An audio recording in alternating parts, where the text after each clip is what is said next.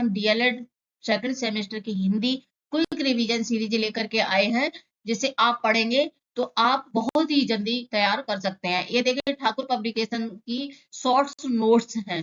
तो आज हम समझते हैं इस लेक्चर में क्या क्या समझेंगे।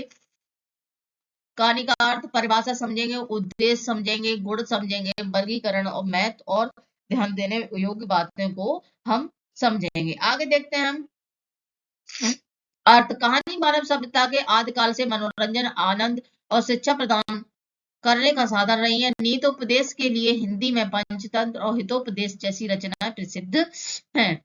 स्वरूप एक गद्य साहित्य की एक सशक्त विद्या है। इसमें लेखक की शक्ति किसी घटना, भाव, समस्या पर केंद्रित रहती है। इसका प्राचीन स्वरूप बौद्ध कालीन जातक कथाओं और साहित्य और पुराणों में मिलता है।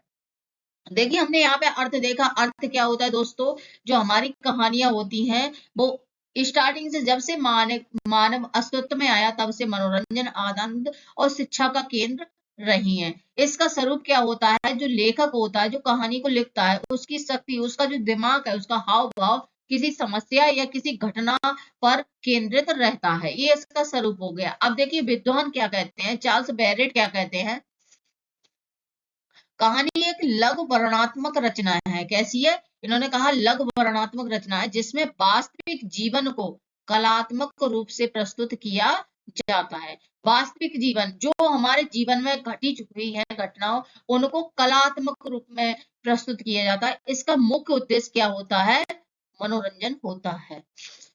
को पोल्ट नाइट कहते हैं, क्या कहते हैं, आधुनिक कहानी नाटक के गुणों से युक्त एक रचना है जिसमें समस्या, बाधा, संकटपन्न स्थितियां और असमंजस के क्षण होते हैं। कहानी की विशेषता क्या है? इसमें कौतूहल और जिज्ञासा होती है। कहानी का एक निश्चित उद्देश्य होता है। इसमें जीवन की वास्तविकता होती है। इसमें घटना, भावनाओं की प्रधानता होती है। यह गद्य साहित्य की एक प्राचीन और लघु विद्या है और इसमें वास्तविक कल्पना दोनों का मेल होता है। तो आई होप हमने क्या समझ गए होंगे आप।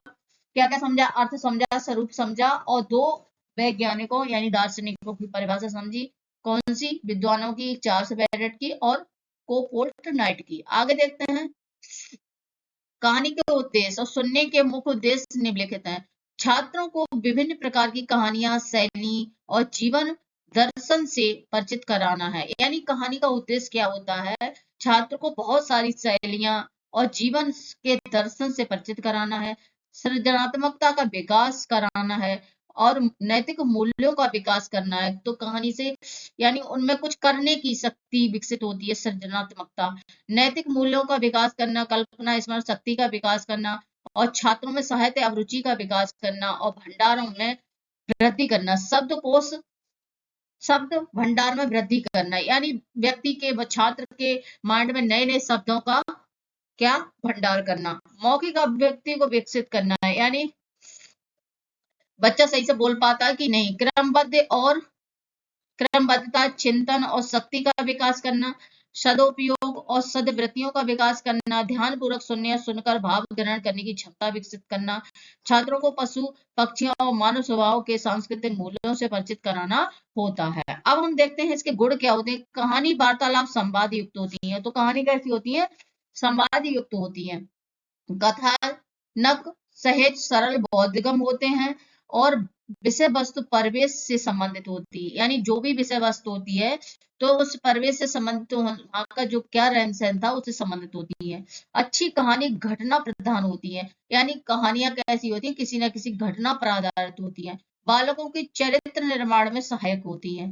शीर्षक छोटा, स्पष्ट, उत्सुकता प्रदान और सारगम गर्भित होता है। शब्दावली सरल और वास्तविक विन्यास छोटे छोटे होते हैं। छात्रों के लिए ये रुचिकर होती हैं। इसलिए ये कहानी की, अच्छी कहानी के गुण है। कहानी का महत्व देखते हैं दोस्तों क्या है। कहानी सुनने से छात्रों के सामान्य ज्ञान में वृद्धि होती है। तर्क, विवेक, कल्पना और तर्क शक्ति में वृद्धि होती है। क्रमिक रूप से बोलने और तार्किक विचार करने की शक्ति विकसित होती है। बालकों को उपयुक्त शब्दों, मुहावरों का ज्ञान होता है। वक्ता और श्रोता के बीच घनिष्ठ संबंध बनाने का सबसे अच्छा साधन है। बालकों की स्मरण शक्ति का विकास, और कहानी कल्पना और संवेगों के बीच संतुलन बनाना सिखाती है।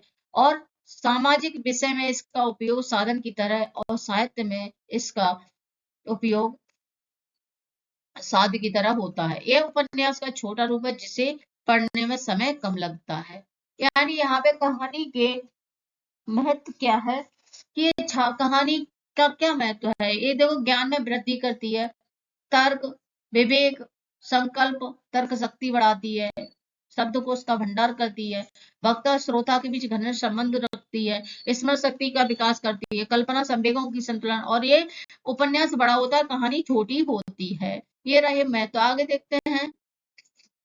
देखिए यहाँ पे कहानी चित्र प्रदर्शन विधि, प्रश्नोत्तर विधि, वार्तालाप विधि, ठीक है, कहानी कथन विधि, गहन अध्ययन विधि और अधूरी कहानी पूर्ति विधि। अधूरी कहानी पूर्ति विधि में भी सब टाइटल होते हैं। देखिए, दृश्य दिखा करके किसी कहानी को पूरी करना, कार्टून विधि, अभिनय विधि और विशेष घटना विधि और कल्पना शक्ति विधि। आगे हम इनके बारे में एक एक करके समझेंगे।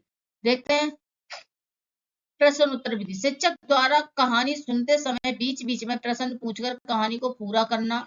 यह कहानी निर्माण की सबसे सरल विधि है। कहानी का कथन, छोटे छोटे बच्चों को मौखिक रूप से कहानी सुनाना, जिससे बच्चों के सुनने की क्षमता, एकाग्रता बढ़ती है। गहन अध्ययन विधि, बड़ी कक्षाओं के लिए इसमें कहानी के कठिन शब्दों, मुहावरों और उनके उद्देश्यों की गहराई से व्याख्या की जाती है। अधूरी कहानी पूर्ति विधि, बच्चों को आधी कहानी बस शुरुआत ही सुनाकर उसे खुद पूरा करने को कहना, यह लेखक कौशल सिखाने के लिए बेस्ट विधि है। दृश्य दिखाकर विधि, कोई प्राकृतिक दृश्य या नाटक दिखाकर बच्चों को उसके अपने शब्दों में सुनने के लिए प्रेरित करना और